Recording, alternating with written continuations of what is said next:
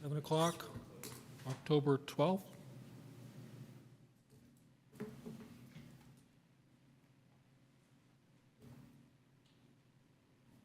Mary, you want to call order? Call roll? Yes. Commissioner Abbott? Here? Commissioner Martin? Here. And Commissioner Sandberg? Here. And Commissioner Kent? Here, thank you.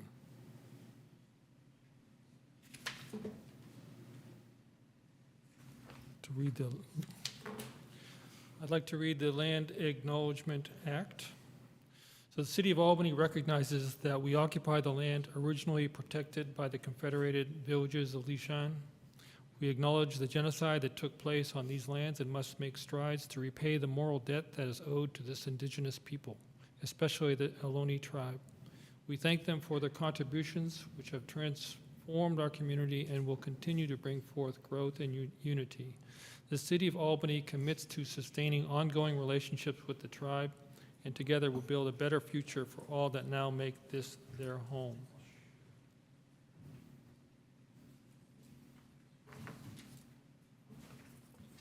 I want to note the late arrival of Commissioner Chang.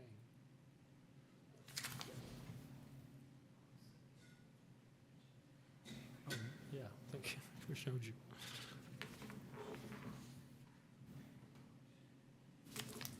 Okay, anyone want to make a motion to approve the minutes of last week? I will move that we approve the minutes from the last meeting. Quite a meeting. Look, I watched it online. It was quite a meeting. Yeah, it grew. Yeah.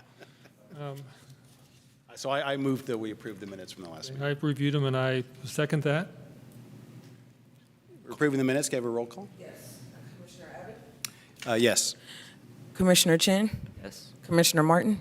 Yes. Commissioner Sandberg? So I abstained since I wasn't here. Perfect. And Chair Kent? Yes.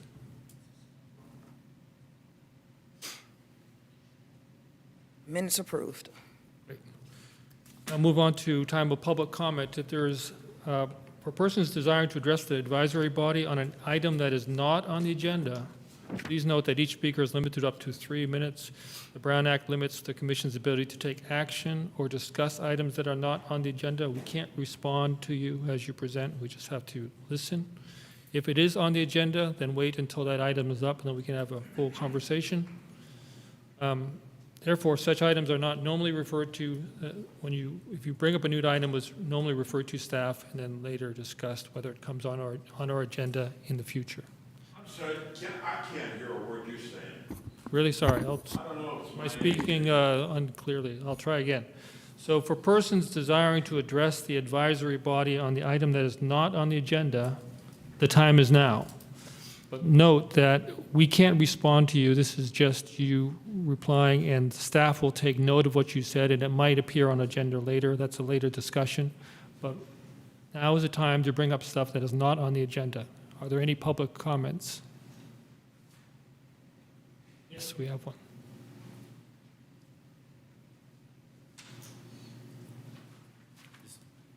Hi, my name is Anthony Wright. I'm from Albany Berkeley Soccer Club, and I represent, between Albany and Berkeley, I represent 1,100 families and 1,546 kids that play soccer on the fields in Albany and Berkeley. We have a crisis on our hands right now where the university is moving us off the fields that we have in UC Village. We have approximately 520 Berkeley kids and about 200 Albany kids that we will need space for in the spring. We're negotiating with them to figure out if we can get the spring season going. We received notice in August, just before we start our fall season, and tell them it's impossible for us to find space. So we're in negotiation with them, but it's their space and they want it for whatever reason. The option they gave us was for us to rent the field back for something like 10 times what the field's going for. So it's something that I would like you guys to consider, because at this point we don't have an option. I'm making my rounds to Berkeley and to Albany, and hopefully I can have a meeting with the mayor to figure out what is going on. Again, we do supply, our organization do supply scholarship to all families, including the families at UC Berkeley Village. We don't ask for proof of income. We just decide if it's something you need. We feel that people are pretty honest. I feel that UC Berkeley have space, but they want the space that we've had for 30 years. Just a small background. We have a negotiation between Albany Berkeley and the girls softball league, who we got the land from UC Berkeley, and we developed all that facility on the backside. So since 1995, we've developed it. We maintain it. We pay for the water. We pay for everything. And Berkeley, UC Berkeley have access to it. I just want to bring that to your attention because it's something that's on the radar, and if we don't have a solution soon, we don't know what to do. We had a meeting with Berkeley Park and Rec, and they're trying to give us some space. Every year we go and we bid for spaces, so they're working with us. So we had a meeting on Tuesday with them. I have a second meeting with them. I also had a meeting with their commission yesterday, so I'm just making everyone aware of what is happening.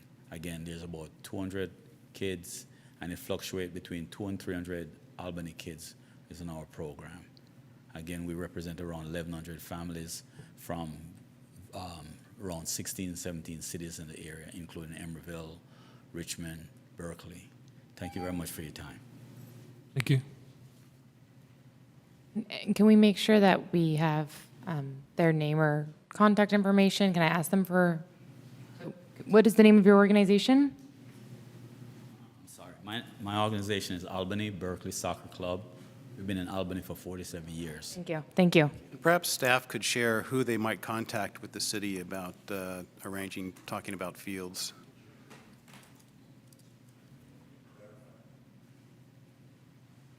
You want to say that? Do we know? Yeah, there's a whole group that works with the UC and the cities, and so staff, if you could get his contact information. Yes, I think we have it. I think Albany Berkeley Soccer Club already rents fields from Albany and Albany Parks, and so I think this is separate. So we do have the contact, and we'll reach out. Thank you. Okay, thank you. Any more public comment? Jamira? No, there's no hands raised online, so no other public comments. Thank you.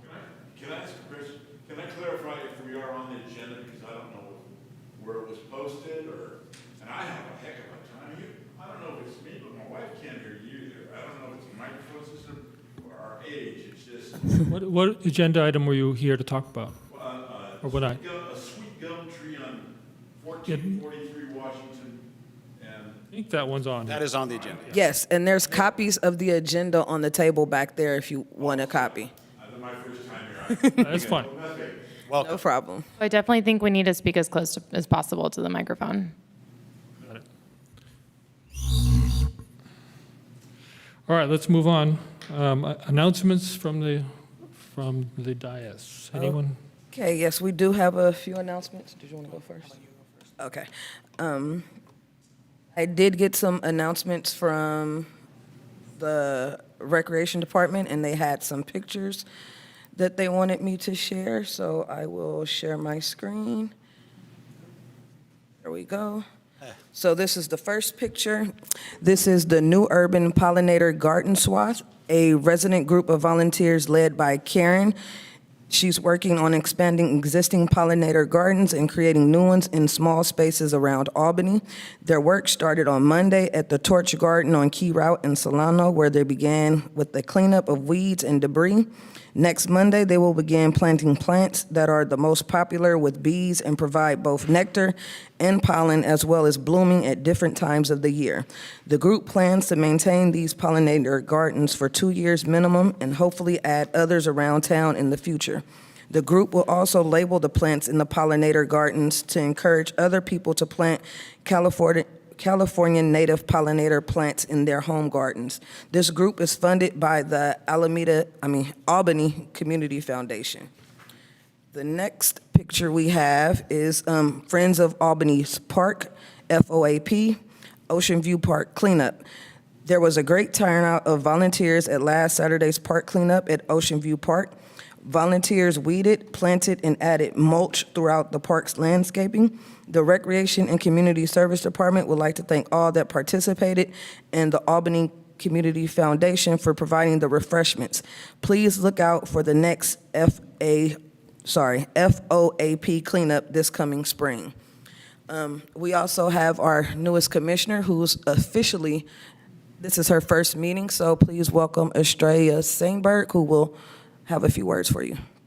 Yes, yes, thank you. I'm really excited to be on board. Vice Mayor John Mickey appointed me back in June, and finally I'm able to come here for my first meeting. And just a bit of my background, I am new to the community, but really passionate about parks, trails, recreation, open space. I just finished a city planning master's, and before that, my focus was really in community engagement. And my last thing I'll share is that I became really passionate about democratic processes like this one when I served on a neighborhood council in the city of Los Angeles, where I'm from. So nice to meet you all. Nice to meet you. And I believe Mark has a few announcements as well. Yep, I've got a couple here tonight. The first one, we have a study session scheduled for Tuesday on the street tree management plan. Excuse me, yeah, I have Tuesday in my head. It's Monday at the council, right before the council. Nice meeting. try. This is actually the kickoff of the street tree management plan project. There's going to be a presentation from our consultant and Jeff Bond, our community development director, who's leading the project for us. And the purpose of this is to bring everyone up to speed about what the project is and start getting feedback from council and the community. And I have this in my notes further down. We do expect to have that same group come to this commission November, December, to really kick it off more in-depthly with this. But I wanted to not leave you guys thinking, we're coming here next. Great, thank you. I do have a couple of other ones. There's been a couple comments from the public about a couple things in parks. One is the tennis court at Terrace Park. I'm sure we all know that this has been out of service for a number of months now. Essentially, one of the posts for holding up the tennis net broke. We looked at trying to do some sort of more holistic approach, maybe resurfacing the courts, real kind of upgrade of the facility. That's taking longer than we expected, so we're switching gears. Well, we switched gears and have engaged a contractor to just go and replace the poles so we can get it back into a playable state.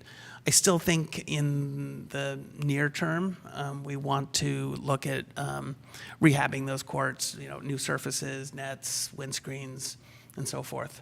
So that, and as well as we received a comment about the DG path along the Albany Greenway. This is something we know we've identified too as an issue, and there's a couple other issues out there that we're trying to come up with solutions. My sense is we are going to have a park maintenance type presentation in the next couple meetings, and we can dive into that. The Greenway is kind of one of those areas that kind of bridges this commission as well as transportation, but I think we can maybe have the conversation here as well as transportation. So that'll be coming up here shortly.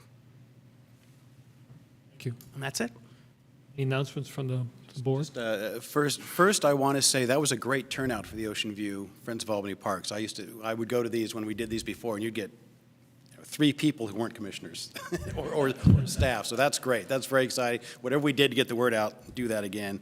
And then I wanted to mention that the Solano Avenue Association is again sponsoring, Five Little Monkeys is sponsoring Halloween on Solano. So we don't try to make too big of a deal out of this. We don't want people coming in because we already have hundreds of kids in costumes trick-or-treating up and down the avenue in the daylight with the stores. It's nice, safe trick-or-treating, and then we have ends with a costume contest at Peralta Park. So that will be Halloween evening.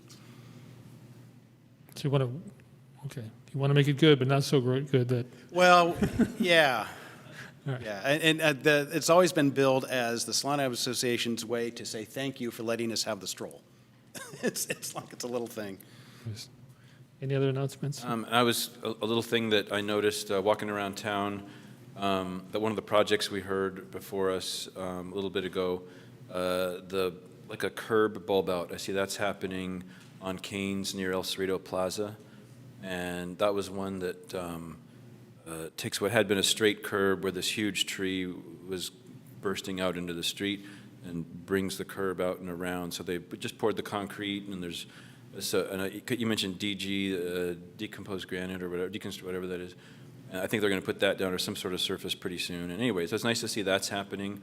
And then I saw that was before us a few months ago, and then when I was looking at the trees on this agenda, I noticed there's something at Washington and Pomona or Ramona there that they're coming out with the curb a little bit too, and is that the same kind of? Yeah, that was the same. More modest design though. It's a more modest design. That was the same. I think we presented those at the same time. This one, the Canes one, was more of a sort of a larger project. This one was, like you said, more modest, but they're both, we both incorporated those into the Phase 7 of the sidewalk program.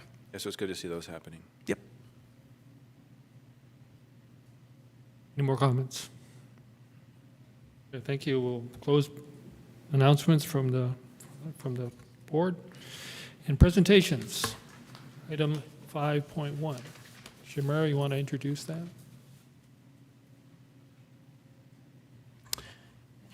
Here, while John's getting his stuff together, I'm going to share my screen, but I'll also do a quick introduction. So this is a presentation on the results of the analysis we did on the eucalyptus trees lining Solano Ave. As you recall, we lost 2, and John will show you some pictures. 2 of them this last storm, so we wanted to understand what was going on and making sure we are taking appropriate action to address any issues. So this is really part of 2 phases of this. First, we want to talk about what we found and what are proposed actions, and then we'll come back next meeting as well. So with that, let me share my screen and turn it over to John. Hi, I'm John Hawkridge, Urban Forester for the city. Let's start out. Are we there yet? I'll start out. We have 27 eucalyptus nicolai trees, the large, they're also called peppermint leaf willow trees, the very large trees on Solano Avenue.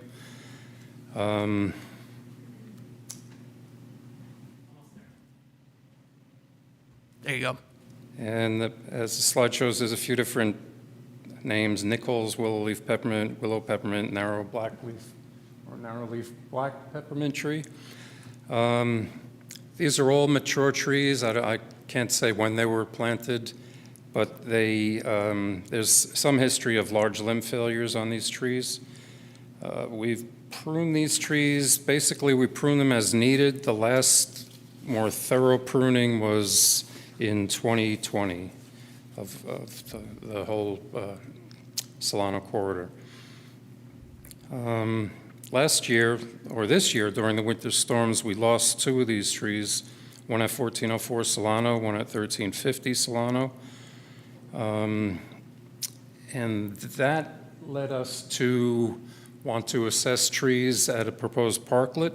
There's 2 of these trees very close to the parklet at 1491 Solano. There's a temporary parklet there now that they're proposing to be more permanent. So we had those 2 trees assessed. The assessments came up with some defects, some concerns about these trees, which led us to expand the assessments to another 8 more trees. And the assessments of those led us to assess all of the eucalyptus nicolai on Solano Avenue. And there's a couple on the Solano Avenue corridor. There's a couple on San Pablo and one on Peralta Avenue. So next slide. So this is one of the trees that went down. You could see the size of these trees. There was some damage to vehicles, but luckily no one's been was hurt with these. Next slide is the other tree that went down.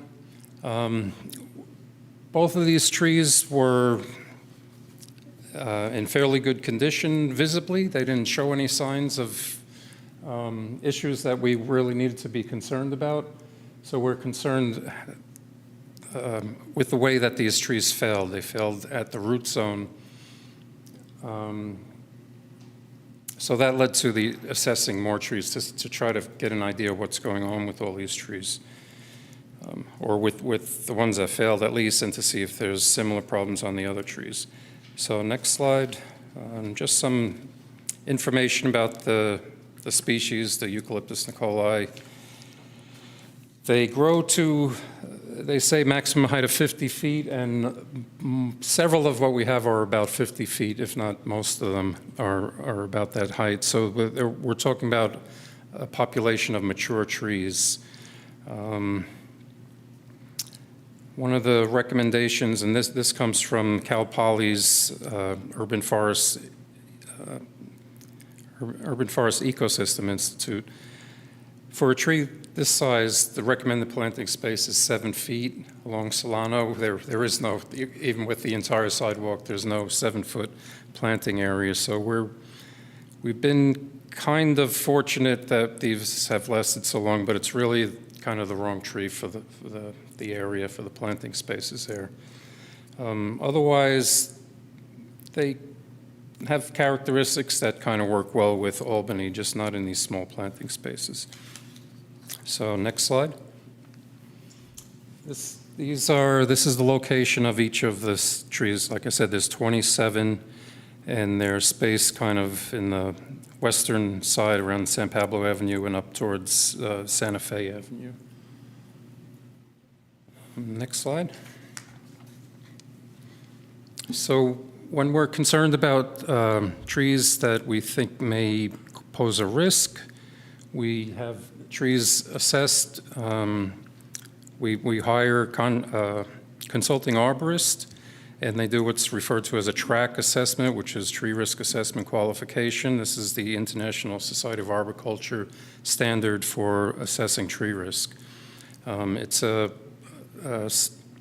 Provides a standardized and systematic process for assessing trees. So an inspector goes out, does a visual inspection, looks for defects in the tree. There's different levels. Level 1 is basically you look at the tree and that tree looks good or that tree looks sad. That's just the basic visual inspection. The level 2 is a more detailed 360-degree evaluation. You look at the crown, the trunk, the root flare, anything that's visible on the tree that might point to possible issues with the tree. One of the techniques also is to sound the trunk, where you're kind of hitting the trunk in different areas to see if there's a different sound, a hollow sound in a tree. That leads you to, often that will lead you to a level 3, which includes all of the other types of inspections, but also we're doing decay detection. There's a couple different techniques, and what we've had recently is a resistograft, where they drill a small drill into a tree, and a device measures the resistance of the drill going into the tree. If there's the less resistance, the more likely there's decay in the trunk of the tree. Next slide.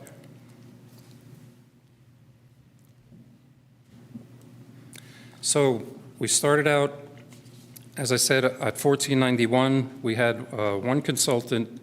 We went right to track level 3 for these because of the parklet. We were concerned we don't want, and because of the 2 previous failures, we don't want to see that happening over a parklet where people will be hanging out. So their assessment was found damaged branches. They noted the constricted growth of the planting areas, that the trunks had basically filled the planting space. And they noted some root collar issues, including some decay that they found that the visible decay at the base of one of the trees. Their recommendation was to remove both of these trees. So since that recommendation came back kind of serious, we decided to expand the assessments, and we added 8 more trees that were selected because they visibly look in poor condition, or they were the tree next to the tree that failed. If there's something going on in the soil, we want to take a look at the closest trees. Recent sidewalk repair where possibly roots were cut on these trees, and some of these trees just had a strong lean over the street where that's a cause for concern with a large tree like this, especially when they're starting to show some issues. So of the 8 trees, 5 of them were assessed to have low risk rating. So they're basically trees that we're not too concerned about the entire tree falling. We think that some pruning and monitoring the trees down the road will be sufficient for now on these trees. This is an assessment's a snapshot in time. So for 3 of these trees, there were indications that we needed to go to the next level, to a track 3 level. And with these trees, there was some decay found in the trunks of the tree that was indicated by the sounding of the trunks again. One of these trees was rated as a moderate risk rating. 2 of them were rated as high risk rating. Next slide. So these couple slides that are coming show the degree of decay that's detected in the trees. The red, as you can see, is decay. The brown is bark, red is decay, green is solid wood. Yellow is on soft wood. It's on its way to be decayed. So this is the first tree that was rated as a moderate risk rating. There's a little bit of decay starting to show there, but not enough to where we're concerned that this is a tree that's going to blow over in a storm. Next slide. Now the tree at 1477, you can see quite a difference. The rate of serious decay and intermediate decay goes basically halfway into the trunk of the tree.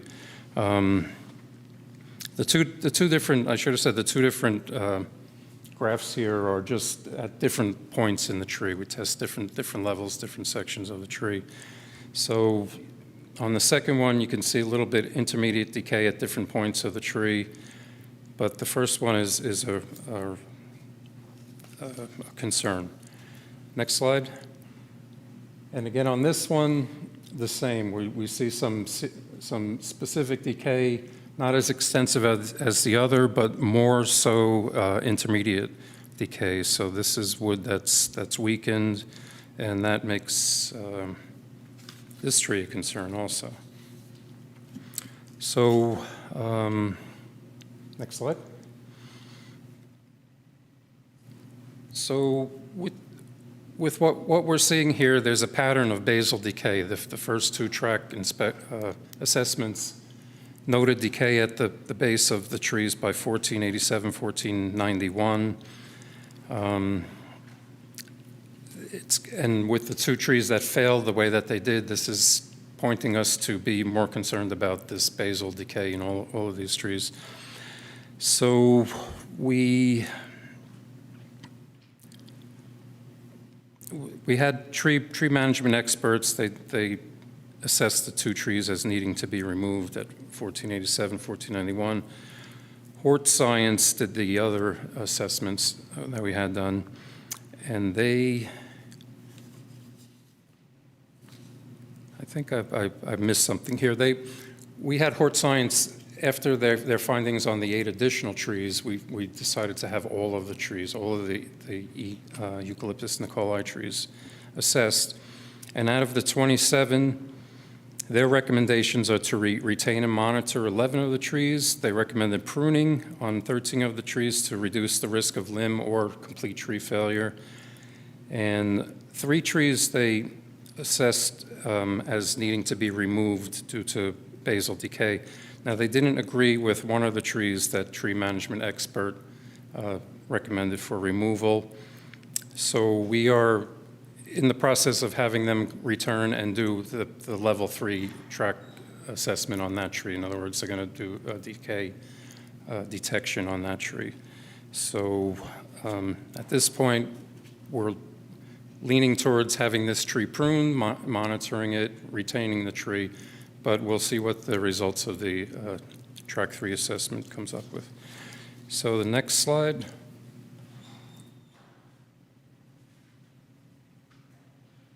This is just the detailed list of all of the trees that were inspected, of all 27 Nichols peppermint trees on Solano Avenue.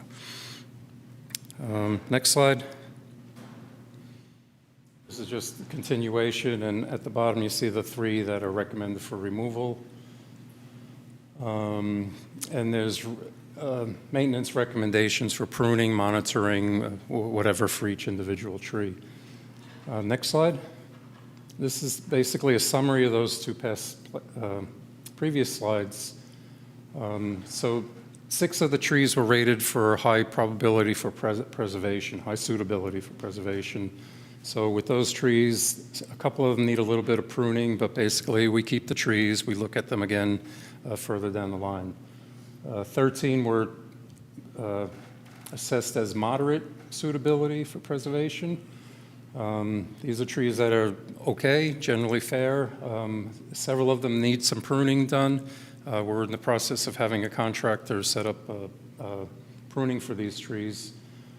5 of them were considered low suitability for preservation, but not yet a concern for complete tree failure. So these are trees that we also will most likely prune and monitor and see how they go. We're trying to not remove a tree that we really don't think needs to be removed. And then there's the 3 that were listed as low suitability with decay, and the recommendation is to remove these 3 trees. So next. And here, color-coded are, again, where the trees are and what their recommendations are. We could see up in the top right corner, the 3 that are recommended for removal are on the same block, and the 4th one is the one in the black circle with the question mark that's going to get further assessment. We're not sure why that is, possibly something in the soil. It could be a fungus or bacterial issues with the soil there. Although one of the trees is rated as high suitability for retainment. So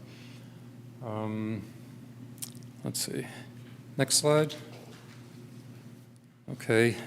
So from here, what do? We're going to prune. There's 13 trees that were recommended for pruning to reduce risk of any limb or complete tree failure. Again, 1491 Solano, we're going to reassess it for trunk decay.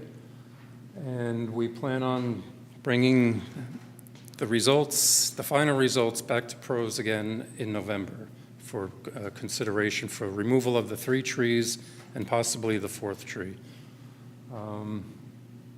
From that point, we do further assessments. We're thinking approximately 6 months from now, we'll have all of these trees assessed again.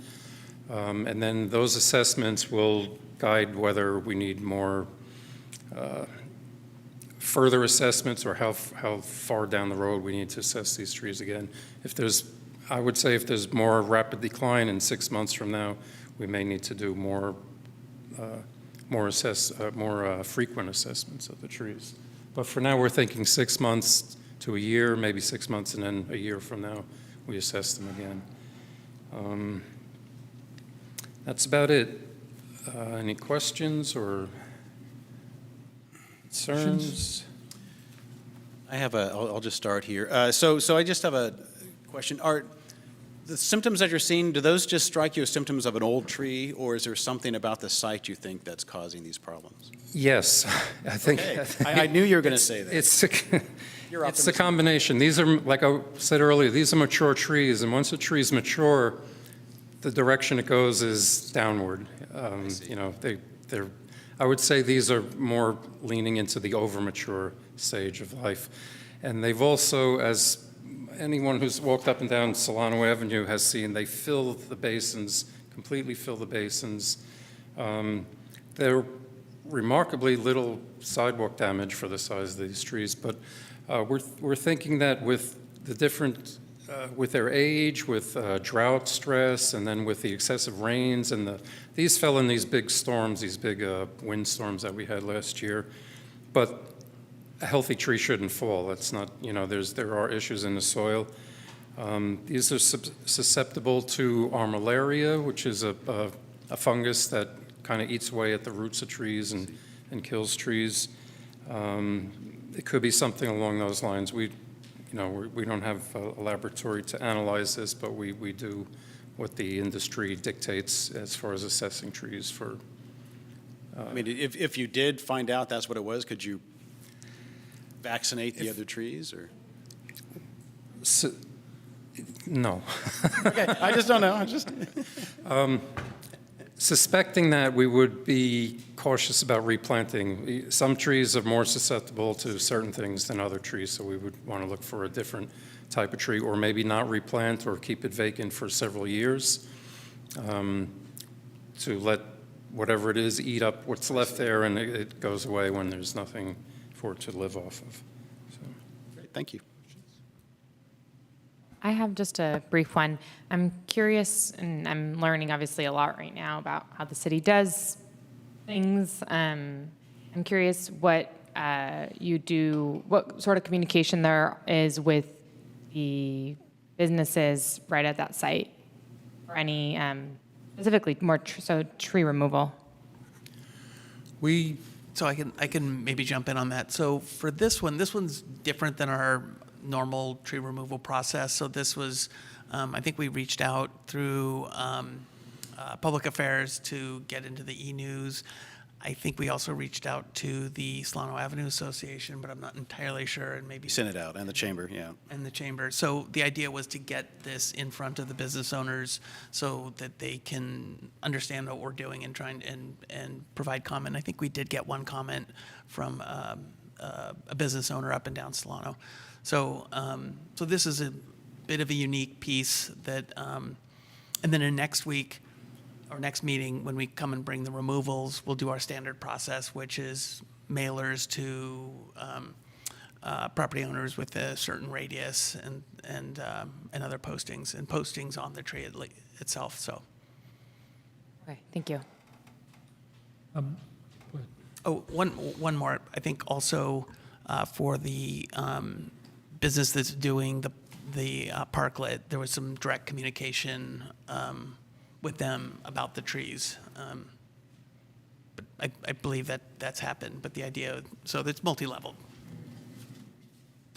I think the development of that is pending our results. Right. Originally it was, I'm not sure. It's in, I the think it's still, parklet yeah. itself is in review, and this is Yeah. one of number of issues that Yes. I think they're working through. John, any idea how many of those trees have been taken out already and how old they are, when they were planted? I said earlier, I don't know the age of these. I'm guessing at least around 50 years old, which would put them back to the 70s. Actually, I tried to find photos of these. There's not too many, but I found one photo that's dated 70s ? And there's a tree that looks about 10 years old, so maybe in the 60s they were planted. What was? How many have already been taken out? I know of 3. One was actually next to one of these trees that fell by the Fish First. Fish First, is that the business on Solano? That's right, yeah. There's a Thai Lao restaurant and a laundromat right there also. That tree was taken out because there was sidewalk damage and rain was running into the businesses.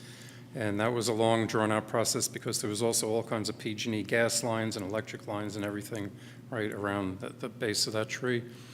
Another tree was taken out at Church on the Corner after it dropped a really large limb, and the people from Church on the Corner came and kind of pleaded that this is really dangerous for them and the public in general. And there was a tree down off of Jackson on Solano. There's apartment buildings there that before I was here, I found pictures of this, fell into the street unexpectedly. I think it had a strong lean too, but that was 9 years ago, maybe. I think that was 10? 2008, wasn't that? 2008, maybe, that sounds right, yeah, That- so, That one yeah. fell into, we Yeah, found so a record that was that's- 2008-ish, plus or minus. Okay. I think that's all that I can remember anyway. Yeah. Yeah, I had a few questions. One was, does all this detailed information about the eucalyptus trees go into the new street tree inventory database? So, yes, and the consultant that's doing the street tree management plan is the same consultant doing this. So, yes, it will. The inventory's done, isn't it? The inventory's done, but we're trying to use it as a records management. So the idea would be that records, and it's not totally dialed in quite yet, but the idea would be that inspection records and like this, as well as pruning records, would live with that, with that file, or so it would be accessible. I think at this point, we put this information in a comments section. It's not something searchable, like, it's just a note, because we're not really set up. Yeah, ultimately, we want it to be searchable, so we're still Yeah. developing that side of the Okay. inventory. But If someone finds one of those trees in the inventory, would they find also all this information about that? not tree? right now, but we're headed towards that way. Okay. And what do you think the time frame is for that? I'm not sure. So, yeah, I hate to see all this go to waste, all this important information, so. And we're very cognizant about not losing this information, and we're really changing how we're calling the trees. You'll notice that there's a number of numbers. We're using the inventory ID number as sort of the locator for, or the ID for all the, whether we talk about pruning or anything, it's about the tree ID, so we can make those linkages. And Okay. And then, Ultimately, we want a history of every action with every tree in the database. That makes it valuable that way.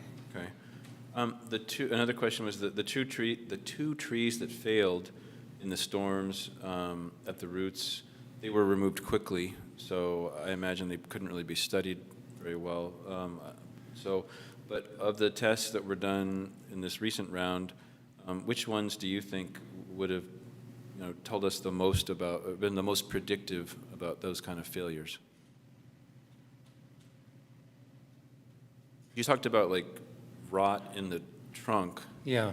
but of course it was the roots that failed. Well, the base of the trunks. So basically, in the root zone, if you have decay in the basal area of the trunk, it's more than likely in the root zone, or if it's not, that's the breaking point right there, and that's what appeared to have happened. I have this, there's no other trees. We had this large oak tree that blew over, and the roots lifted up a big chunk of the sidewalk. There's roots sticking. You see this in the forest. You see These whole kinda snapped root off, plates, right? but this just kind of broke clean right at the base of the tree. So So I guess so basal means at the base, is that right? yes. Like right near the roots? And these things were corings that you're looking at the resistance to turning or something as it's going in? It's a pin-like drill that goes Okay. in, and a device kind of measures the If resistance. it's easy to go in, it's rot. If it's hard to go in, Yeah, it's yeah. wood. So it's doing that it- low down. As near it's the roots. moving, it measures the So difference. that kind of thing near the roots could be pretty predictive, you're hoping. And so. Yeah. in some of that's what we're using to make the judgments, particularly on the removals. If they show significant decay at the base, we're using that as predictive for what happened last year. Okay. And then the last thing is, we did get the one public comment that you mentioned, and I just looked it up, and that was for 1009 Solano Avenue. I think they're talking about a eucalyptus tree, which I know is the only thing that was studied here. Can you identify which tree that is, and what its rating is? Because they're hoping it can be removed, but they might. Why don't we get all the public comment in, then we can start addressing it? You haven't opened up the public yet. Sure. Do we have people online who want to talk about it? Just this issue? There are no hands raised online. Anyone here that wants to talk to this issue, this agenda? Okay, fine, go ahead. Okay, thanks.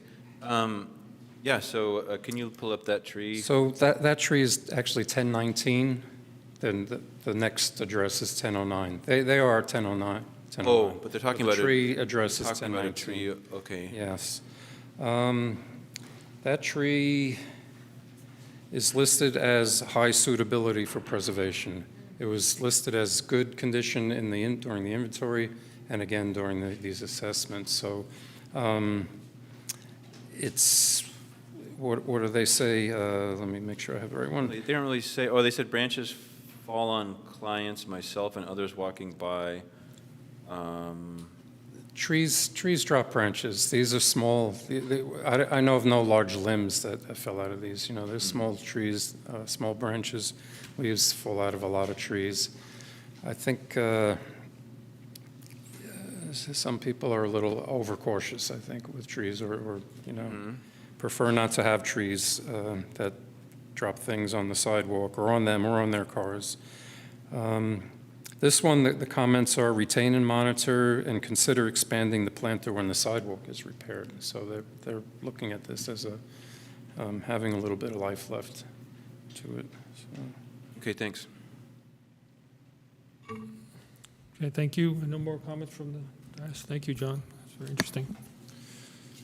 I guess one more, just to clarify, just to reiterate that you said these are going to come back, the removals are going to come back at the next meeting. Yes, so our plan is that the three removals that we're recommending now, and once we get the results of the resistograph or whatever it's called, that'll provide the basis for either 3 or 4 coming at the November meeting. Okay, great, thanks. Let's move on to agenda item 6.1, the review of street tree removal application. We have 3 of them here. Up again. Different folders. Okay.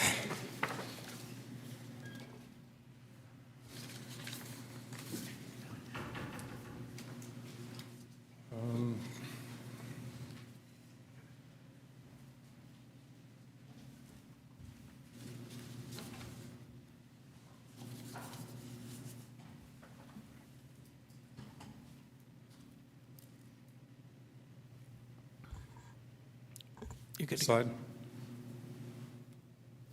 Next slide. We've seen that one. Okay, so we have 3 tree removal applications that we've been attempting to bring to the commission. The first one is at 623 Santa Fe, next is 1444 Portland, and one at 1443 Washington. Next. Just a review of our street tree removal process. We consider removals when they pose a risk to the public, when they're diseased or damaged beyond reclamation, when they cause infrastructure damage that can't be repaired without the tree removal, when they cause repeated infrastructure damage that has been previously repaired, or when they're in conflict with an approved city project. Let's see.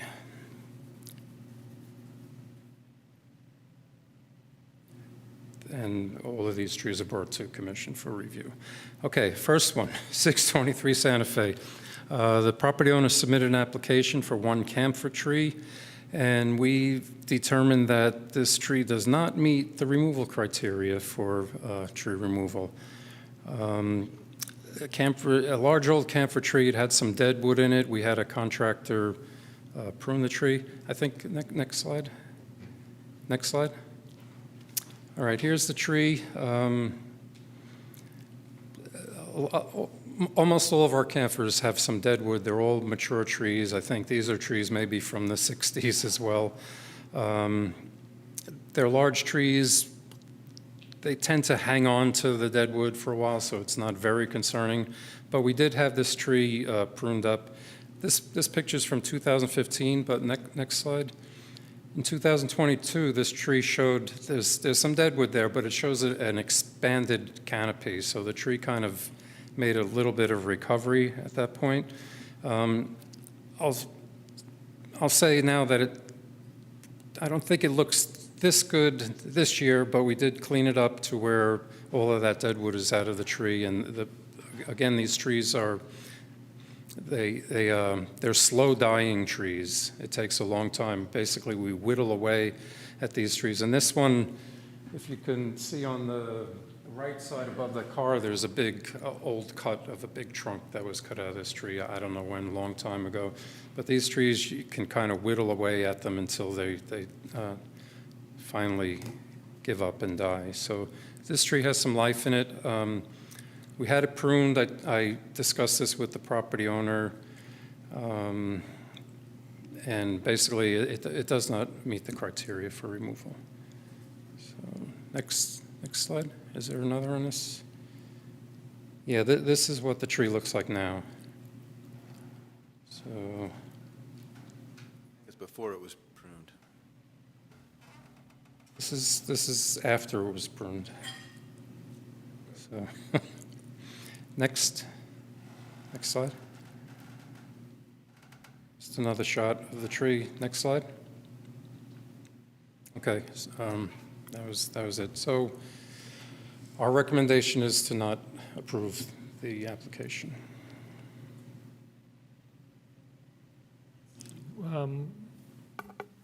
We take these one at a time, or I guess we should take them one at a time. Yep, I think our standard process would be to take them one at a time and make a decision and then move to the next. That makes more sense. So questions, John? So my first question is, did the property owner expand upon what they were concerned with? I mean, it says risk or injurious to the property. Did they say why? One thing they mentioned was getting out of the car was difficult because these trees have enormous root crowns, and that's a valid complaint, but it's not a reason. It's not a criteria for removing the tree. That's one of the things they say. Did they say other things? They felt that the tree was dangerous, but we had it cleaned up. And Did you talk to them after the pruning, and did they? Pleased or? I think before the pruning. Okay. Yeah. So The resident put in a new driveway recently, right? It's widened it close to it, and if I'm getting the right property, I believe it's that one right there. I don't think there's a new driveway here at 623. Yeah, I don't see a new driveway there. Right to the south, right to the left side of the, not that, the other side of the tree. That side? And it looked like what was open space is now paved, so that might have had an impact on Oh. the tree. That's that's the other neighbor's driveway, I Right, believe. but I think that was painted on. Well, either way, it's talking about the health of the tree, but I was thinking that might have impacted the health.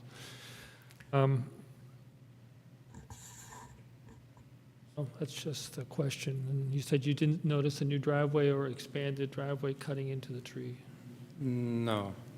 Thank you. Question is, when I went by there today, I noticed it seemed like most of the limbs are over the front yard, like headed towards the houses. If the property owner, and like almost nothing over the street, so it's, kind of, if the property owner wanted to trim things away from their home, what's a process that a property owner can do that or go through the city for that? On occasion, we do that, but generally, if it's just because we don't like the tree over our yard, shading our lawn or whatever, they would need to have a certified arborist do the work, and the arborist would have to run their pruning plan by me just to be sure that, one, they're certified arborists, they know what they're doing, and that they're not mishandling the tree. They would go through you? Yes. Thanks. We have two, like, comments on a document, but it's really hard to tell what trees they're talking about. So I can't even, and I thank you all for your hard work putting so many documents together for these meetings. But yeah, are either of the emails in our public comment about this tree? I know one of them's not, that doesn't have an address on it. Okay. I don't think But I don't either of know. these trees. Neither, I don't think the public comment are addressing either of these trees. Okay. But we do have, I think, the property owners in the Okay. in the Okay. audience. So So what our normal process, we ask questions, and then we have the public give their comment, and then we discuss. So there's a little, yeah, but I'm talking about the PDF that's on the files, and it doesn't say neither comments say what trees. So in the future, like, if we can address that, but because the people that sent this in did not say what trees they were talking about themselves. So, but now I can, maybe next, when you're talking about the trees that they are talking about, if you can say that, please. thank you. Any more questions of John? Any public comments or questions? Anyone from the room? Please come up and.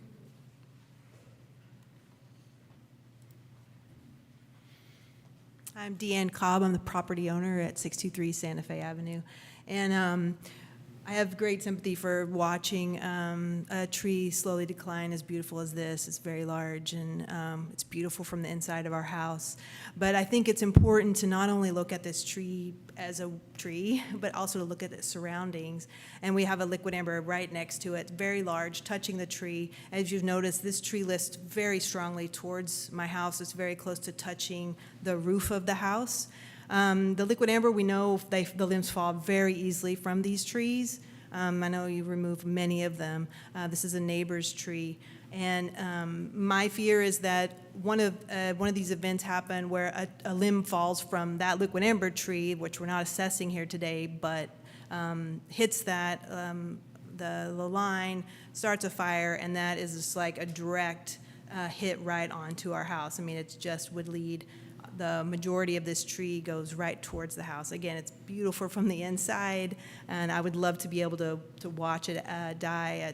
I think it would be beautiful for a few more years, but I really don't want the risk of something happening to that any tree, and then this being a fire risk to our house. I also feel like in looking at pruning, I have a bit of a background in landscaping and a love for trees and plants, and I feel like in pruning this tree, it would reduce the canopy down to such a small degree that it really wouldn't also be fair for the tree.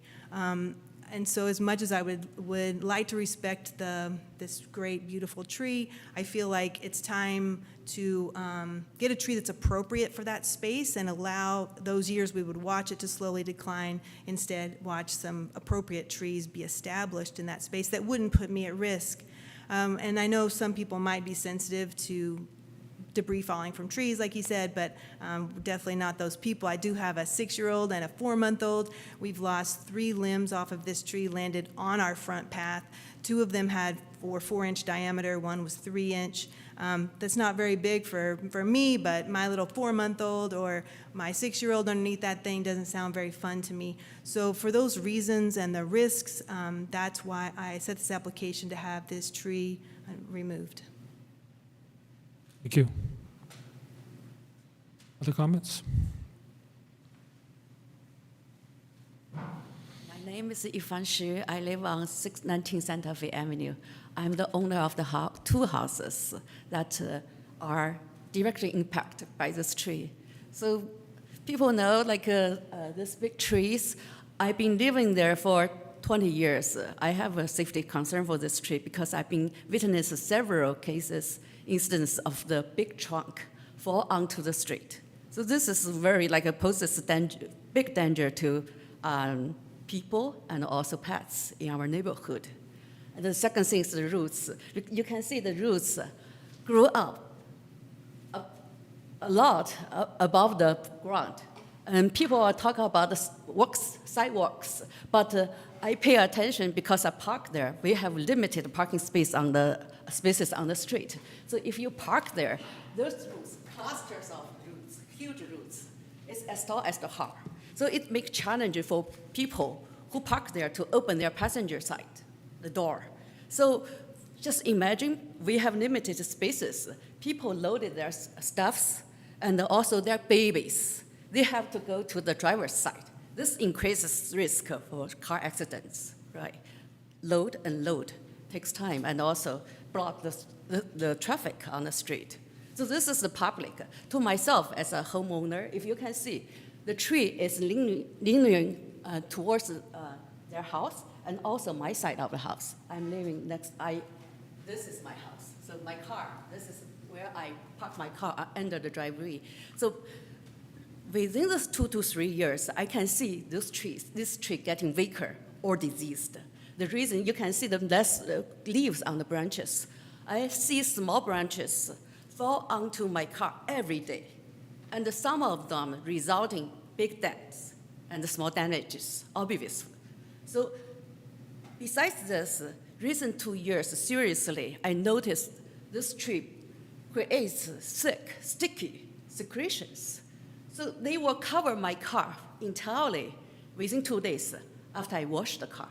So I'm forced to wash my car every day, and I'm forced to use windshield solutions, car washer, window washer, to wipe out my front window every time before I drive the car, and leave the sticky marks on my side windows.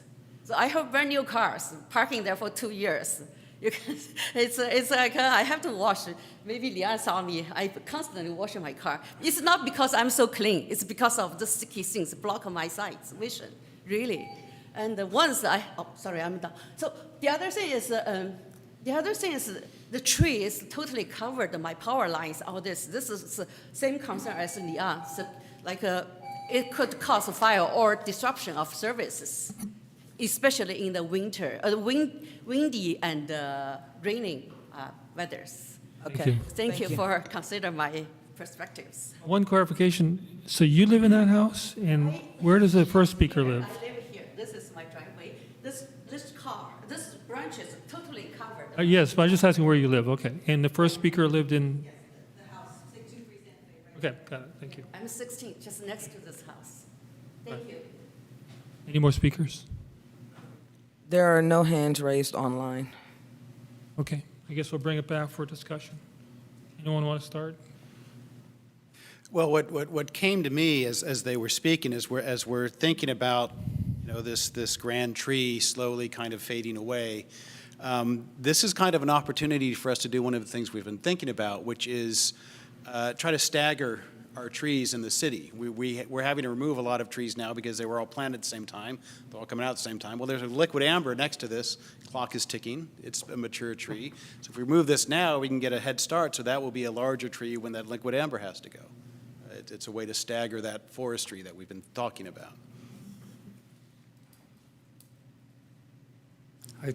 I think more likely the liquid amber would be first to go. All the more reason. And we've considered interplanting where we're starting new trees in anticipation of taking out a tree.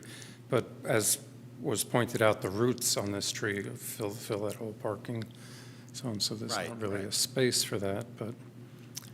But yeah, it's a consideration, but again, doesn't really meet our criteria. Well, I would just remind the body that we represent the people here, and so we have the urban forester's recommendation, but it is up to us to make the decision as residents of Albany. What is our opinion of this? That's why we exist. We wouldn't exist if it was just a matter of the foresters. Understood. Any other comments or? Yeah, one comment is, do you have a sense right now if some pruning would, if the tree could be pruned enough and keep it healthy, that would keep some of the longest branches away from the roof and keep them from being over the one driveway? I believe we did a little bit pruning away from the driveway. Was that not done? Not enough. It's, Yeah. You can check my car. It's like all sticky spots and the small branches falling down every day. Yeah, but I would say we don't want to do excessive pruning on an older tree because that kind of puts it further into decline. Trees need as much foliage as they can to produce the energy they need. So it's possible, but we've done the pruning. I'm not concerned about limbs knocking power lines out or falling on the house. Like I said, these are fairly strong trees. They generally don't do that. If we keep an eye on it, pruning over time can lessen that. We did just have it pruned. I'd say next time it's up for pruning, maybe we try to get a little further back from both. Can I comment on that? The pruning that happened, you can see, I was there, it was 8 o'clock at night in the winter, and it was raining, and they came back and took this out right here. That was the only thing they took out. That's all the pruning that's happened on it since I lived there. Deadwood also, no? No dead branches? No deadwood. They took that one thing out, I watched it in the rain, and that was it. There's no deadwood removal or pruning happened other than that. Okay. In the future, if you make a comment, it's best on the microphone so no one can hear it if they're watching. Only us can hear it. Okay, continue. Any other questions on, that was interesting, pruning? Your discussion, yeah. For the discussion, right. So along with that, and funnily, the reason I was confused is I typed in 723 to look at the image, and it was a tree just like that, almost exactly. But it had a new driveway next to it. So that's not an uncommon look for these old trees. But it had been more heavily pruned, so I thought it was an after pruning picture. So one of the things we wait on, we're trying to get this tree management plan off so we can have an idea of where we're going with this, because we're taking out a lot of more mature trees without a vision of what's going to replace them. And so if this, in my opinion, if this tree can be pruned and saved for a little while longer till we know what is a good replacement tree, would be preferred. I mean, we don't want to, they have to balance that with the risk. And we've been doing that on a lot of trees. I mean, every time it comes in, we have to balance the risk there. And I understand the homeowner's concerns. But on the structure of it, if our professional thinks that it can stay up and is secure, I would prefer to keep it a while longer until we get the tree management plan in place. Now, that might not solve the sticky mildew that's dropping or whatever the irritant is. But that's kind of where I'm going right now with it. So I don't know, other discussion? I think that we're hoping that the street tree management plan will address how we deal with aging trees also, trees that need to be phased out, and how we go about doing that, because there's a good population of old trees throughout the city that their time is coming sooner than later, I would say. So. Yeah, I mean, it's clear, it's at the end, it's getting towards the end of its life, so, there is one more year. Sounds reasonable to me. I would hate to see the homeowner hit with another, like, there's fees to apply for a tree removal, aren't there? Or? I want to point out that we're considering this with the understanding that these trees don't drop limbs very often, but we've heard that this tree has dropped limbs and is frequently dropping branches and at least one major limb.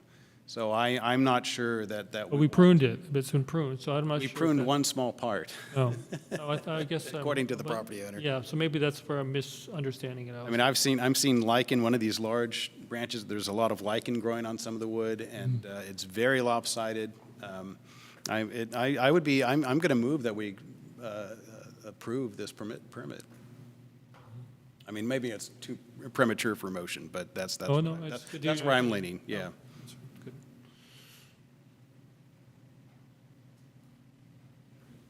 So I have a question. About what kind of tree would be considered to be replaced, like to replace this tree if it were to be cut down. Would it be like a maple or some other type of tree? That would be up to the property owner and myself to discuss. I would push for a larger size, a similar size tree at maturity. We're planting lots of red maples to replace the liquid ambers because it's a similar type of tree, but there are other trees, but we would hope that we'd get something that, when it reaches maturity, it's approximately the same size, shape, features of this tree. Can we consider, I mean, I don't know if this is done anywhere in Albany right now, but like a form of a material to replace the concrete, I mean, it's roots, but I'm seeing here that someone is getting, well, maybe they have, I'm sorry, let me just read this real quick. Someone to fall and get injured. Okay, so maybe no one yet has gotten injured, but if you're trying to step out of your car and you hurt your knee or you bump your knee and scrape it and whatnot. So just like the materials that we consider to kind of wrap around tree roots. I don't think that's a practice that, I'm not aware of that being Okay, done. that's fine, yeah. Any additional comments by anybody? Before we put it to a vote? Pitches either pro or con removal? So I'll formally make my motion that we approve the removal application for the tree at 623 Santa Fe. Can I add Yeah, a sure. clarification? Maybe if you're going to take that, reject the staff recommendation to keep the tree and approve the application? That sounds so harsh. Okay. Actually, this was born out of last meeting where I think there was some confusion about what to do. So I wanted to make it very clear that it's fine, you take a different path, but say no to ours and then approve, and then move something else. Very good. So I move that we, with all respect, reject the recommendation of the staff and approve the street tree removal application for 623 Santa Fe. All in favor? I need a Need a second. Yeah, we There need is to- a- Yes, sorry. Second? I'll second the motion. All in favor? Roll call. Okay, We we're should going to do do more a roll call. Yeah, sorry. Commissioner Abbott, Yes? Commissioner Chin, Yes. Commissioner Martin, No. Commissioner Sainbart, Yes. and Chair Kent. No. So that's 3 yeses and 2 noes. So the motion passes. Right. Next tree. So did I didn't hear a word you guys said. I'm sorry. Did the motion pass? Are they going to cut the tree down or are they going to? Motion passes, the tree is going to be removed. Yes. Removed. Removed. Yes. So there is a period of appeal. It can be appealed. Is it 2 weeks? Is it 30 days? I voted against this, so 15 don't I you? think it's 15 15. days, yeah. And the appeal goes to city council or back to here? No, so the process is, there's a waiting period of 15 days after this action where someone can file an appeal, and appeals are heard at the city council level. And that's anybody in the city can file that, or only the adjacent property owner? I think it's anybody, Okay. right? Anybody, yeah. And I think anybody the can, sticker. yeah, I It's think. publicly noticed, so Any- that's why. Uh, I don't want to open it. Anybody from anywhere, actually. I don't know if it, yeah. I don't think there's a limitation on who can file an appeal. I don't think that's come up very often, but who knows? In my 7 years, I think we've had one appeal, so it's not a regular thing. Okay, let's move on to the next tree. Okay, 1443 Washington. The application was submitted by the property owner to remove one liquid amber, also known as American sweet gum, that has a history of limb failure. Last September, a limb dropped on the owner's vehicle. There was another limb failure later on, early this year in January. And I find that this meets the criteria for removal, 21B and 21E. Can I interject while he's talking or no? No. Next slide. Next slide. So this is the tree. liquid amber, you can see the roots, these are very aggressive rooting trees. It's starting to cause a little bit of curb damage and some sidewalk damage, and it's filled that entire space, which is about a 10 by 5, 6 foot wide planting space. Next slide. This is one of the main reasons that the tree is being applied for removal. This is the limb that dropped on the car, caused some damage. Next slide. This is a location on the main stem where another limb had ripped out in the past few years, at least. This limb had ripped out. This leaves the rest of that stem a little unstable. Next slide. Here's another old limb failure on this tree. Next slide. There's another one. This one's a little bit older. It's starting to heal over, but it looks like there's some decay going into the trunk of the tree here. Next slide. And here's another one where similar. It's an older one, but it's starting to heal over in some parts, but there is some decay. Next slide. This is just pointing out, again, the roots filling the planting area for this tree. Next slide. And the roots. The funny thing with these trees, when you read about liquid ambers and the complaints and problems with them, the first thing that pops up are the spiky balls, which in Albany seems to be the least of our concerns. So next slide. You could see the driveway lifted a little bit and the curb lifted a little bit from this tree. Next slide. Again, just looking at the immensity of the root plate on this tree. Next slide. Okay, so is there one more? No, sorry.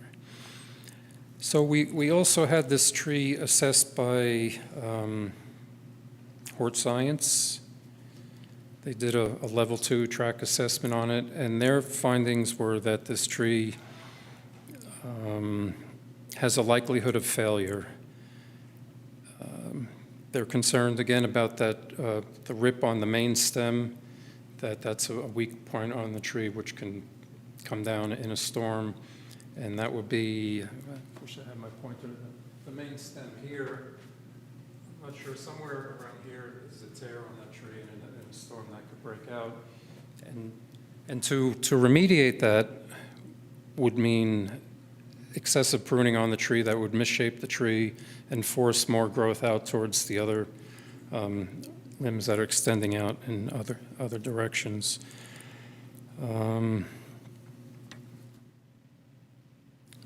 Let's see.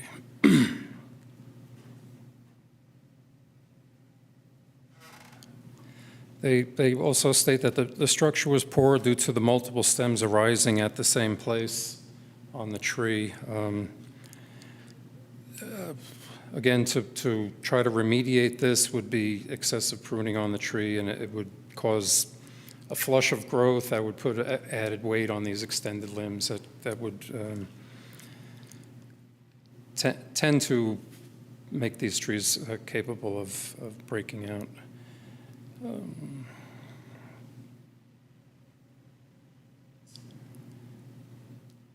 So again, and to the public notices, one of those letters is from Leonard Otto. That's the property owner who applied for the tree. He is requesting, he states in the letter, I'll paraphrase that, he loves the tree, but he doesn't want to live with this risk for his family and children and the neighborhood there, and he's seen too many limbs drop out of the tree, and he's concerned about that. So we recommend this tree for removal. Thank you. Any questions of John? Yeah, I have a question about the report because believe on the assessment, it says that the risk of failure is low.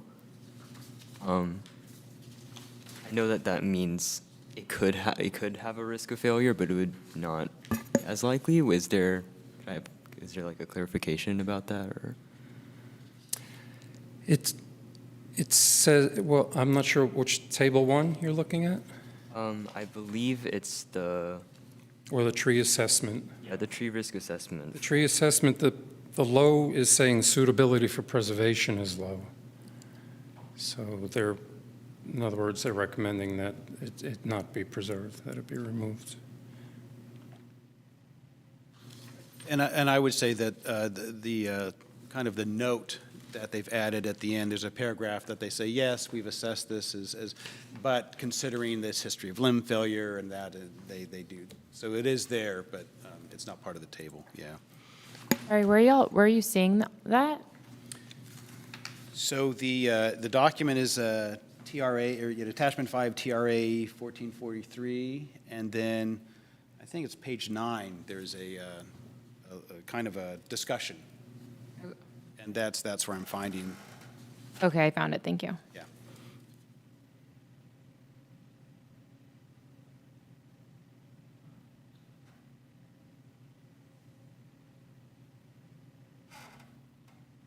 Any questions of John? If not, then are there any public comments? No hands raised online. Are there anyone in the audience that wants to do public comment? Could you stand up next to the, Do I need to really speak? you have a loud voice, but We want to be sure we hear you. I'm here to give you guys a little bit of what for. So I love this tree. I grew it up. You know, it's my tree. So, and I hate like hell to have it cut down, but you're asking for trouble if you don't cut it down. I've been pestering him for 5 years now, haven't I? First time I called him about 5 years ago, he come up and say, I'll keep an eye on it. Well, you weren't there when it fell. So I'm just saying, I don't want to cut it down, but you got to cut it down for your own sake, for my sake, for the safety of my neighbors. Because if there's a power line that they're already knocked it down once already, you can't. There it is. You can see it. Come down on that once already. And I don't want to be responsible if it hurts somebody. Just 3 weeks ago, calmest day of the year, the same tree across the street dropped a big limb. Nobody bothering it. I'm sorry to pester you 5 years ago, John. I'm getting even with you now. So take it down, plant a nice Japanese maple or whatever, and I'll watch that one grow and take care of it, I promise you. That's all I got to say. My neighbor's tree. Come on. thank you.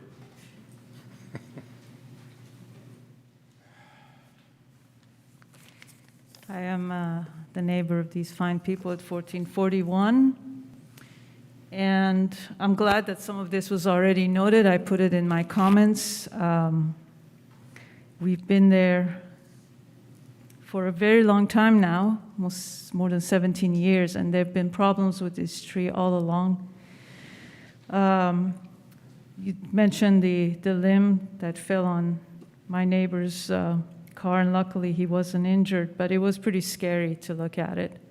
I have 2 boys and a husband, and so we think about this tree quite a lot in that department. We don't like trees taken down either, but besides the limb failures that have already been mentioned, you know, some of them significant, the damage is also in our driveway. The cracks in the pictures, that was our driveway. It has also crossed the property line and messed up our sewer lateral. That's something that wasn't mentioned. So there are problems in that department that have been fixed. And like my neighbor, we really do wonder if someone's there at the wrong time, who's responsible for that? I'm amazed that it's been something that's been put on the radar for 5 years, and it still seems to be going rather slowly. We have another winter coming. We have another rainy season coming. And you mentioned Solano. We have lots of kids that trick-or-treat on our street, and they're going to be walking under this tree come October 31st. in the dark. So, you know, I don't think that we need to wait for that. I'm really concerned about the time that's being taken for something that has been a problem for quite a long time. So I hope that you sort of move it along with more urgency than it's been addressed in the past. Thank you very much. Thank you. Any more speakers? That's it. Okay, bring the discussion back to the commission. Anyone like to speak to the trees defense or? Silence. I'm surprised looking at it. It seems like it's a fairly big tree well. Is it about 4 feet wide, or I mean, it looks like 5 or 6 feet wide, but I think we have 60-inch wide basins on Washington, and it's 8-10 feet long also. yeah. So I personally am not against. I think your analysis or the analysis of that was done is enough for me to think that it should come down. I can't tell by looking at the picture; it's a pretty tree, but I can see that it's tall and big, and it could be, you know, it looks a little top heavy if it's got a weak, if it's got rot in the trunk. Please don't plant the Japanese maple. Plant something big. No offense. We discussed red maple, I believe, right? You know, I would be curious if you planted this tree, could you tell us when you planted it? I did not plant it. Oh, okay, but you've watched it. Two camphor trees down, and I didn't ask them to take them down. I was lifting up the sidewalk 40, how many years ago? 46 years ago? So 46 years ago? They took them down then, and they Okay. planted this guy, and I'm saying, why did you do that? Yeah, that's. Sidewalk, come on. They were the great tree back then in the late 70s, 80s. It was the great city tree. Yeah. You plant another one, I'll take it, I'll watch it grow for a couple more years. So just for those who may not hear, he's telling the story of it being planted about 46 years ago, just if any couldn't hear that. Yeah.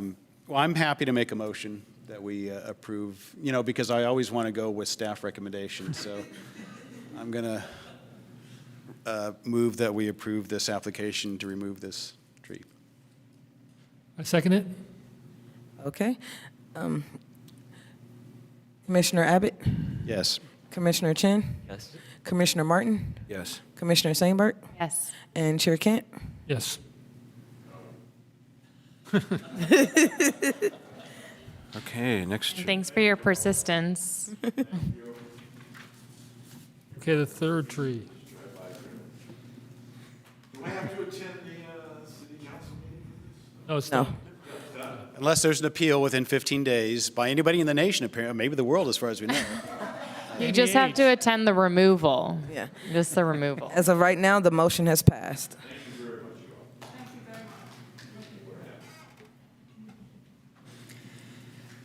Okay. Next tree. John, we'll leave you. We don't need you. Okay, have a good night. Have a good night. Thanks, everybody. Okay, next tree, 1444 Portland Avenue.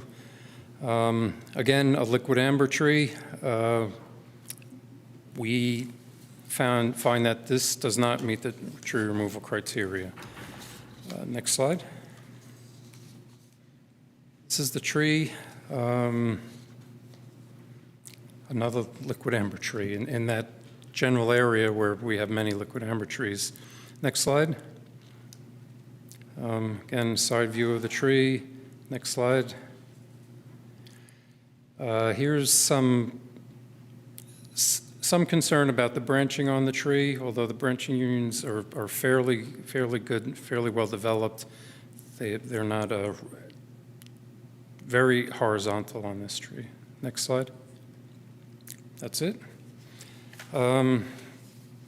Okay, we had Hort Science review this tree, and let me back up. We had Hort Science review the tree, and their findings were, one of the concerns that the property owner had was the tree was reaching out over and somewhat in contact with the neighbors, with a service truck that went to his neighbor's house. And he claims that in the past that tree had broken that service drop at one point. So we've since had the tree pruned. We pruned that limb back to address that, to get that limb away from the service drop. We also did reduction pruning around the entire tree, which is something we've been doing with, we're still in the process of doing this with a lot of liquid embers along the Santa Fe, Washington corridor.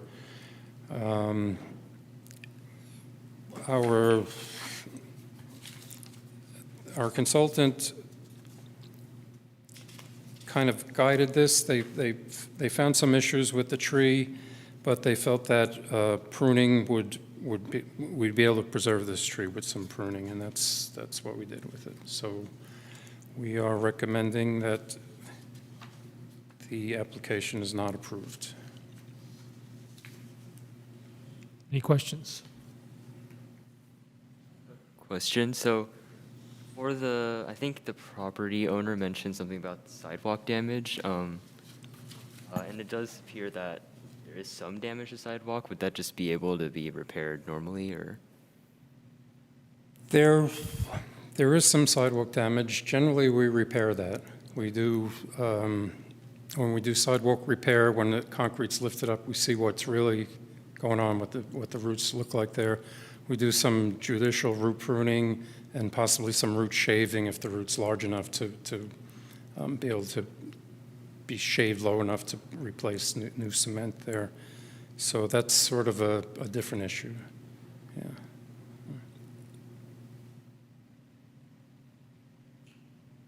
Yeah, I had one question. The last few years, we've gotten a number of public comments where residents of Albany have said that the city approves all removals of liquid amber trees. This is, so could you repeat what the recommendation is for this liquid amber? Is to not approve the removal. Okay, to not approve the removal. Yeah. I just want to make that clear. Okay. Thank you.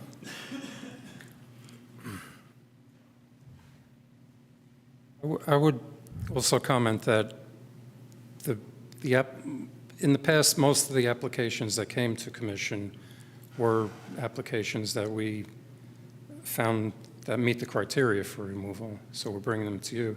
There's many trees where property owners talk to me about the tree, and I discuss it with them, and we kind of cut it off at the pass, so to speak, you know, and they don't come before the commission. So That's a good point.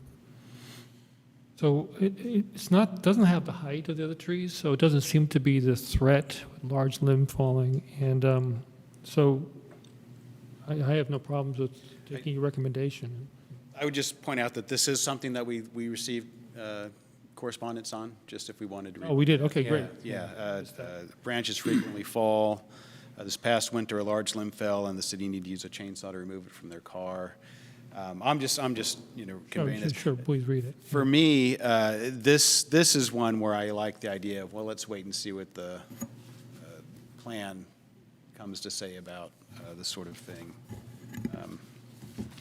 Right, so to continue with the thinking, with the management plan, this tree is going to be much larger, and it is right under a line. I think there's telephone lines or electric? there's secondary power lines there that PG&E has pruned for recently, and was actually the cause of a recent limb failure, a smallish limb. They kind of stubbed off one of the stems, and just below that, a month or so after, a limb broke out of that tree. Oh, interesting. This is kind of typical for liquid amber. They're vengeful. You do something to them, and they do something back. They drop limbs often like that. Well, yeah, probably wasn't the best tree for that spot. But this tree, the structure of the tree and the density of the tree was such that we were able to prune it down pretty far and do it properly. So we're not just topping all the stems on the tree. So there was some proper pruning that was able to reduce the size of the crown. And from that point, new growth, it's stronger. You're increasing the width of the original branching that the new branching is coming off of. So it kind of increases the strength of the tree. But still liquid amber, it's a weak wooded tree, but we're doing that. We're trying to do that, like I said previously, on a lot of the liquid ambers in this general area specifically. So a lot of the concerns that the property owner expresses are underground. And it seems to me like if a tree has damaged, the water line has been replaced, it's probably going to be a long time before it damages it again. Is that correct, or is it likely to damage it again? It should be, yeah. Usually the underground utility problems, you repair the utility, sewer lines, or whatever, and it's longer lasting. It took many years for that to occur. And we have new materials that are more resilient, et cetera, et cetera. Yeah. Okay. Someone want to make a motion? I had one more question, which I brought up briefly at the other one, but I wanted to, is we've talked about, well, let's, some of these property owners, if we denied an application, they might want to revisit it after we're done with the tree management plan. Is there something we can ask staff or decide or agendize, or something that we don't charge a fee for people that, like, once the management plan was announced all the way through till when it's done, like if somebody wants to bring something back after it's done, that they don't get charged a separate fee for that? So maybe I'll jump in on that one. That's something we can investigate. I know there's rules around waiving fees and whatnot. So let me talk with the finance folks and see what we can come up with. Okay, is that something maybe you can And I can mention maybe, at the next meeting? I'll or do some announce sort of an it or update or something like that. And there's no fee for an appeal, is there? If they appeal this decision? Yeah, there is. There is I a think it's a $100 fee for appeal to council. There is, okay. But as it stands now, the fee is on the Right. the application that the commission reviews every other year, I think it's supposed to be. Right. So that will be up to you to make changes, unless, I don't know, we're going to be at an intersection of Actually, I think management plan. but I think there are some very specific rules around inability to waive fees. So, We have done it in the past, but maybe we shouldn't have. I don't know. yeah, I didn't we vote for it. I just want to be very clear. We might. So we're digging into this in other areas. So Okay. let me check with our finance folks about how best to do that.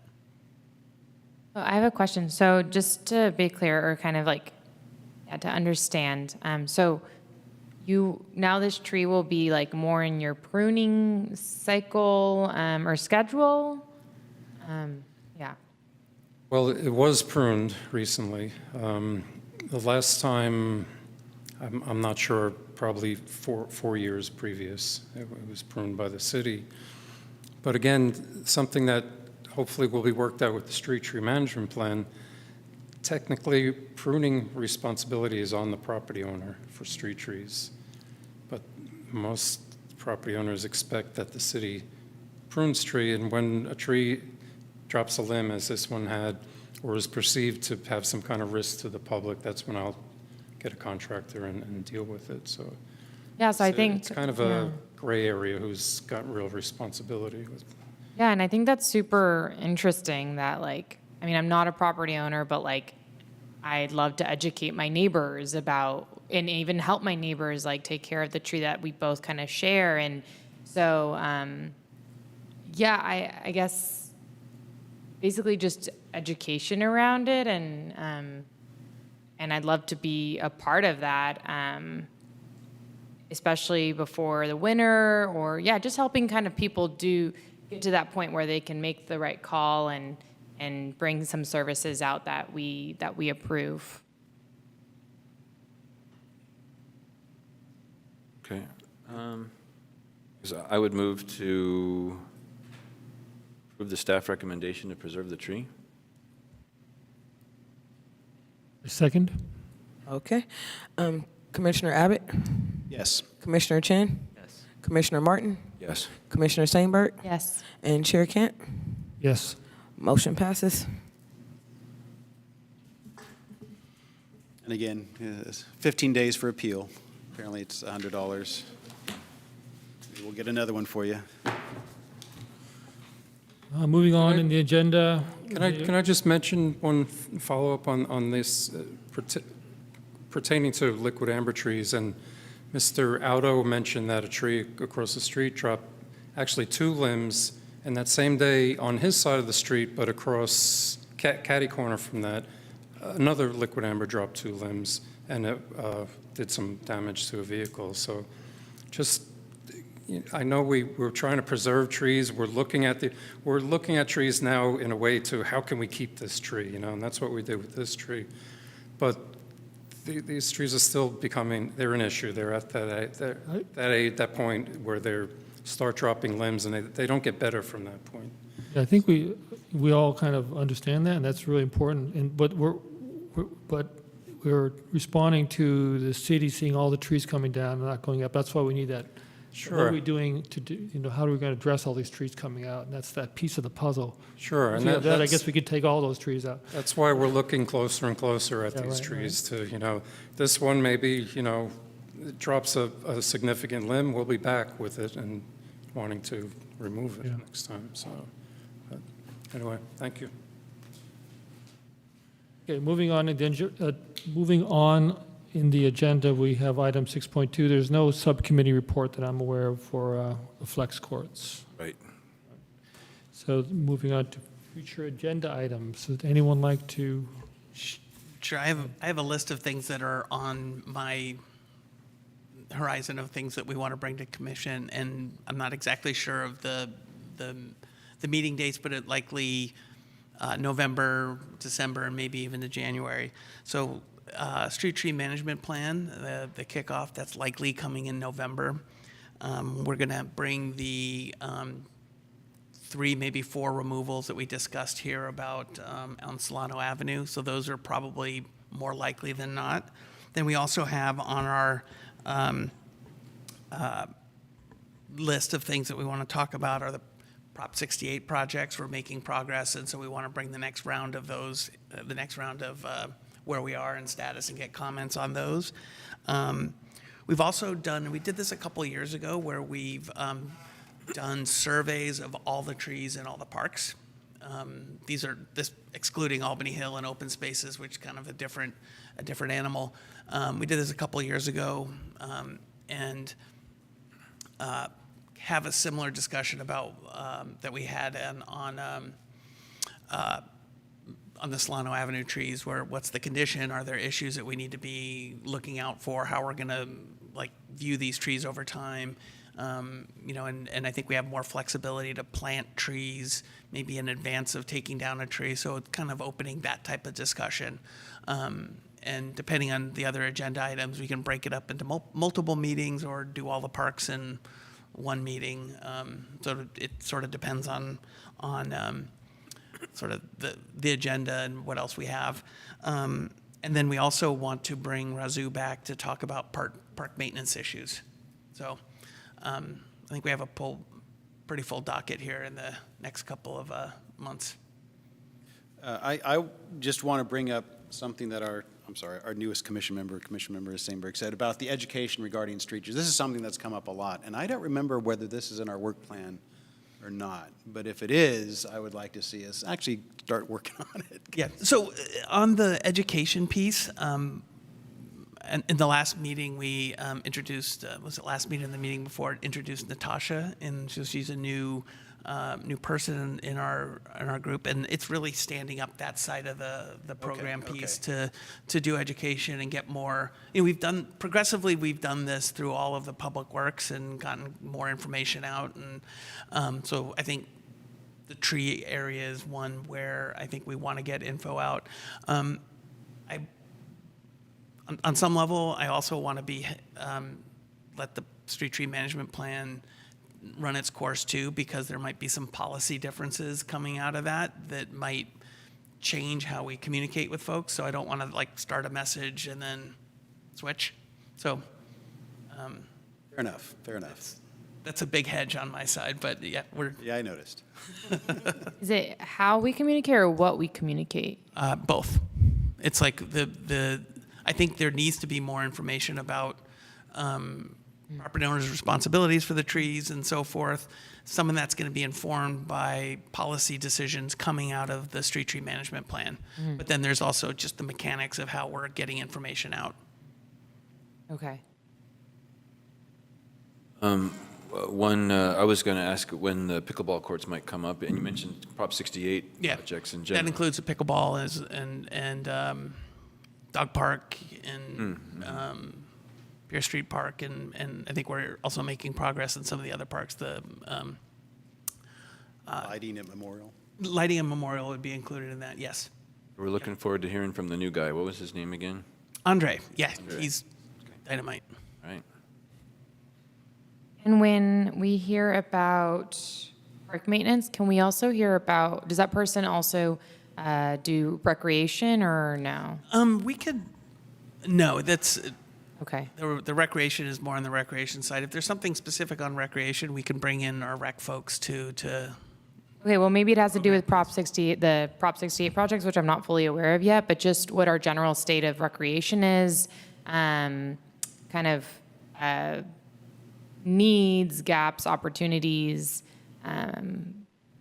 We do normally get a report on that annually, I think in this early part of the year.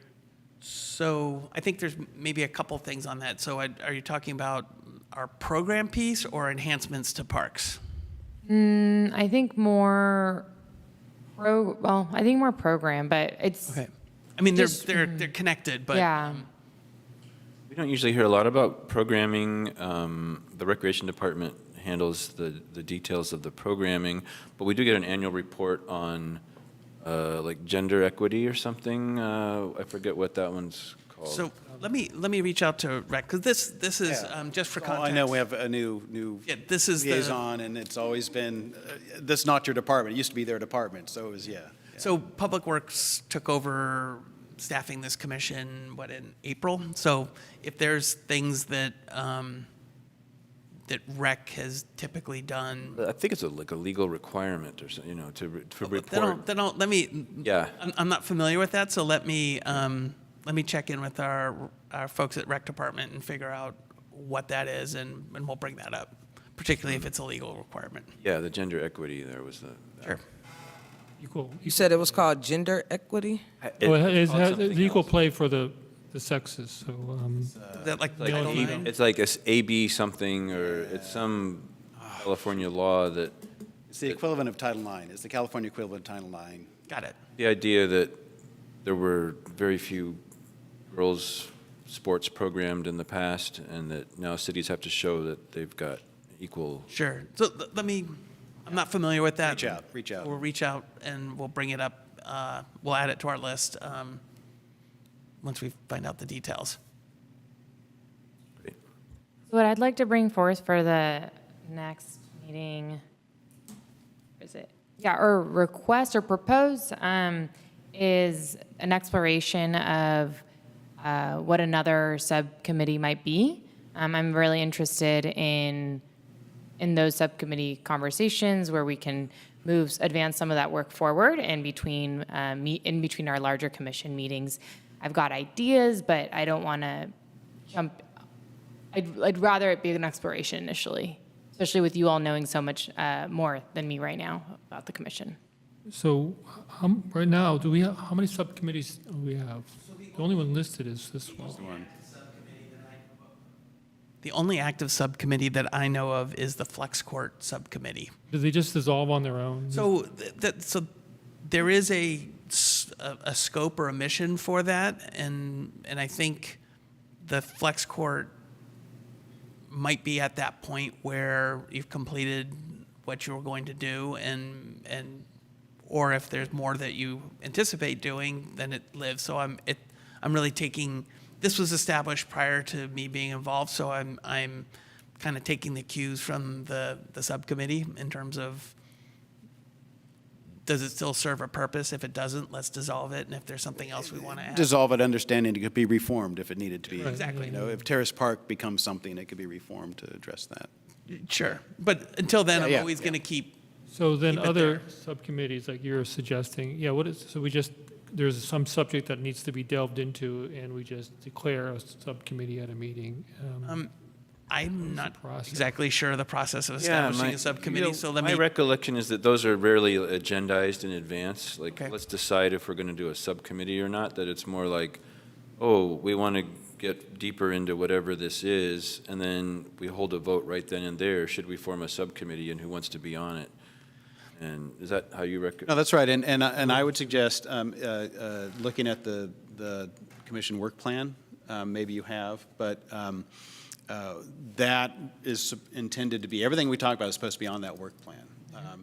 And we can make changes, so if we want to suggest something we want to talk about, we can, although it's the end of the year. We get a new one in January, so there we go. But that would be a place to look, and if there's something you want to dig into, absolutely, bring it up and say, let's talk about this, and then maybe a subcommittee would come out of it. could I maybe make a suggestion? If we look in the next couple meetings, having park maintenance come up, that might be a good springboard to figure out, you know, if a subcommittee might be needed, because we're going to talk broadly about all the parks, and Some ideas may come up, yeah. that might be a springboard for establishing a subcommittee and getting, you know, a focused scope. And then when that does come before us, just a reminder to mention Measure M I as a way for the public to know that Sure. that's bond oversight. Okay, great.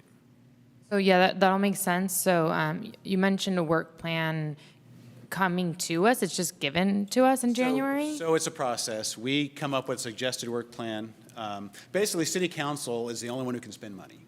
So anything that staff is going to spend any time on has to be approved by city council. So we come up with the broad strokes and some specific items. We send it to council. They say, oh, not this, let's do this, and then that's our work plan, which has a list of things that we are, you know, allowed to work on. And it includes things like tree removal and the like.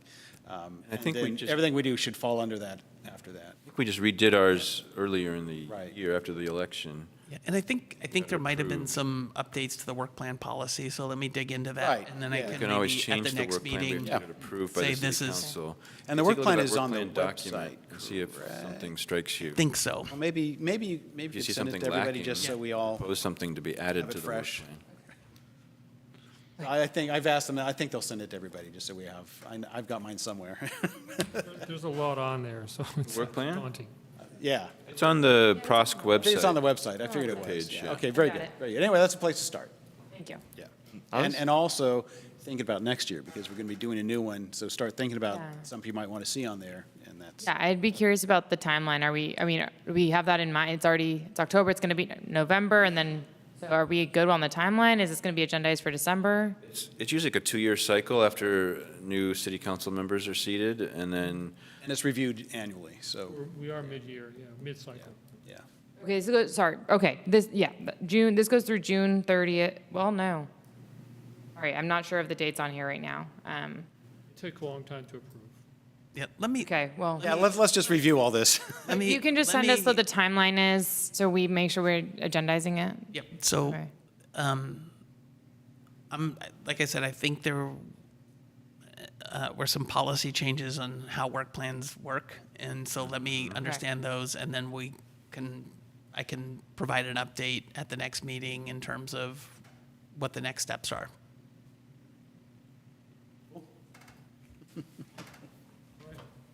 I very much appreciate your enthusiasm. It's great. So I guess that closes future agenda items, and the next meeting is Thursday, November 9th, right here.